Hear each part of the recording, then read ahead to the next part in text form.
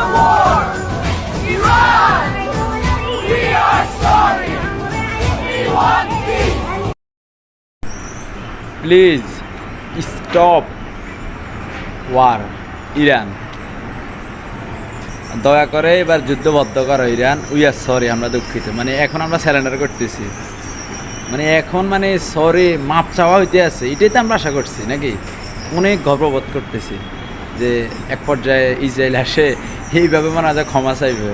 হ্যাঁ, আমরা অনেক আনন্দিত এবং আমরা আশাবাদী যে ইসরায়েলের মরণ কামড় ইরান দিয়েই ছাড়বে শেষ পর্যন্ত। ইসরায়েল নামক দেশ ভ্যানিশ হওয়ার সম্ভাবনা আমি ভাবতেছি যে এরকম কিছুই হবে।